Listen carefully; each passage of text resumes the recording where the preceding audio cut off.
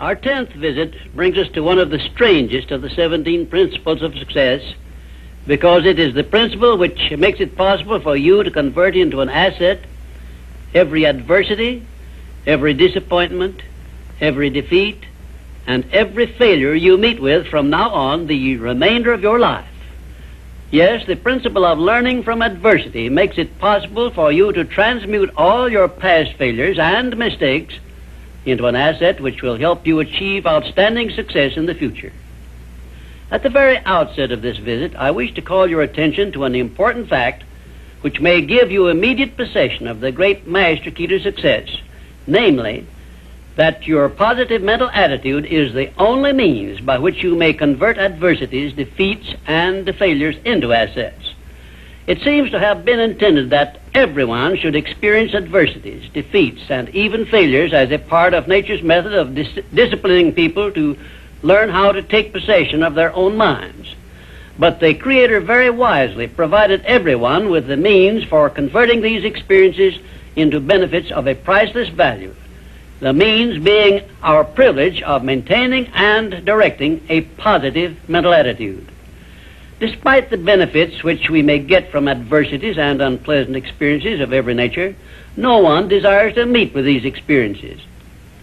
Once you learn that adversities can be made to pay dividends, you will acquire the habit of looking for that seed of an equivalent benefit in each such experience with which you meet. My first illustration concerns a man of whom you may have heard, and I have no doubt you have eaten some of the food which he produced and marketed throughout the nation as a result of an adversity which would have stopped most men cold. The man was Milo C. Jones, who owned a small farm near Fort Atkinson, Wisconsin, on which he made only a fair living until he was stricken down with double paralysis, which deprived him of every portion of his body except his brain. In this hour of his greatest adversity, Milo C. Jones used his mind, took possession of it for the first time in his life, perhaps, and out of that mind came the idea of raising hogs and converting them into little pig sausage. And on that same farm, where previous to that adversity he made only a mere living, he found the seed of an equivalent benefit that compensated him for the loss of the use of his body and lived to see little pig sausage yield him a huge fortune.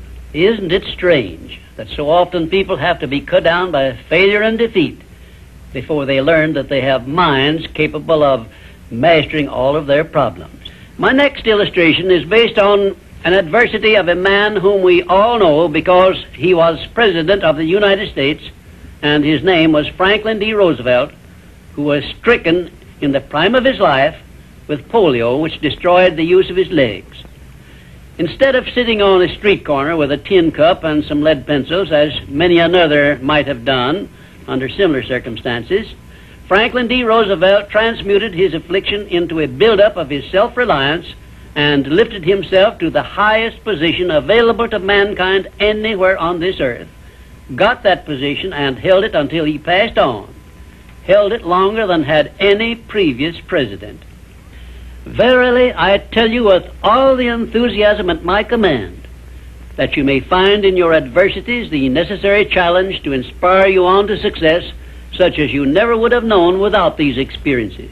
Right here, may I remind you of the great importance of following the principle of a positive mental attitude, because this is the principle you will need most in converting unpleasant experiences into assets. My next illustration involves a very intimate personal experience of my own, which began when my mother passed on. I was 8 years of age.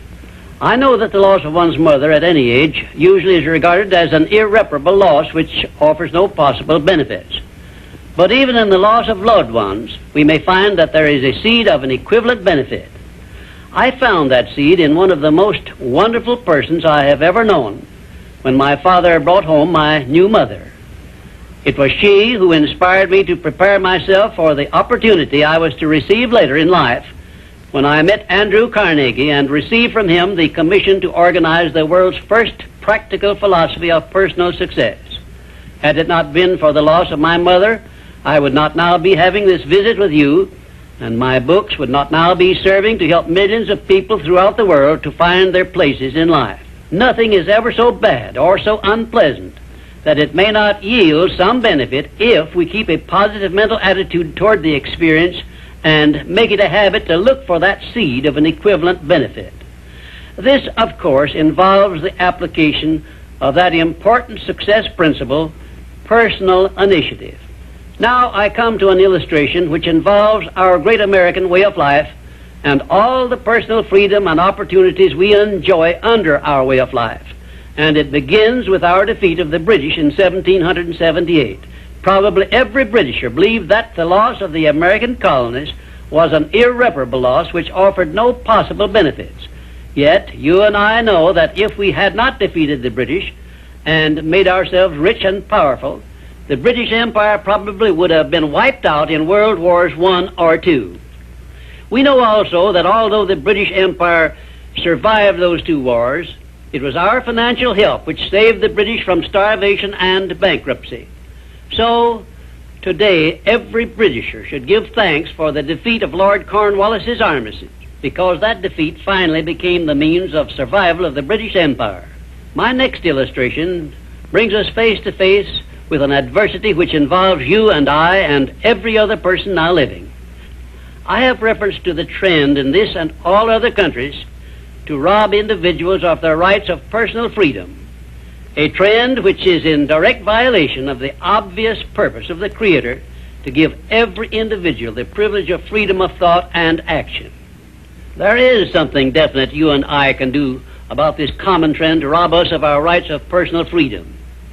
We cannot turn it back entirely by our individual efforts, but we can and we should do something about it where it affects us individually and where we know what we can do and how we can do it. Of course you will ask, what can I do to influence a world trend? And I shall answer by saying there is something definite that you can do. You can refuse to accept this common trend and take full possession of your own mind, thus fulfilling your personal responsibility to your Creator. Remember those two sealed envelopes I mentioned in a previous visit. One of them is labeled riches you may enjoy by taking possession of your own mind. Very well, you have a responsibility to yourself, your loved ones, your Creator, to take possession of your own mind and to direct it to ends of your own choice. This responsibility is yours and no one else can rob you of it or fulfill it for you. You also have a responsibility to your country, which has given you our great American way of life. Our great system of free enterprise, which is so designed as to provide one with every possible motive for taking possession of his own mind and writing his own ticket in life. It is definitely a part of the overall plan of the universe to give man the benefit only of those blessings he recognizes, embraces, and uses constructively. Tie your arm to your side and take it out of use, and nature rebels immediately by causing the arm to atrophy, wither, and become useless. Neglect to keep in contact with your friends and cultivate them, and you lose them. Show indifference to the patrons from whom you earn your living, or the employer who pays your wages, and very soon you find yourself without a market for your services. It is an inevitable law of nature that you lose that which you do not use. And of course, this applies to the use of your own mind, the same as to everything else. And we who so often boast that we are citizens of the richest, the greatest, and the most powerful nation civilization has yet produced, will do well to remember this law, through which we lose that which we do not properly use.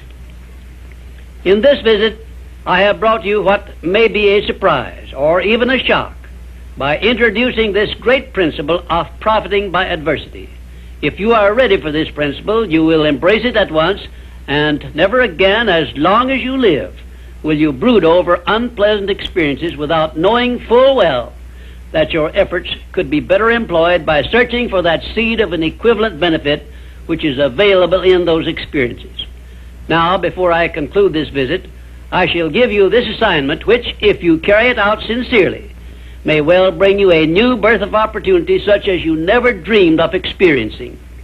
Go back into your past experiences, study each adversity and failure you may have experienced, and look for that seed of an equivalent benefit you had not before discovered, And you may find yourself richer than you believed yourself to be. And now, until our next visit, just remember, nothing can be called failure until you accept it as such.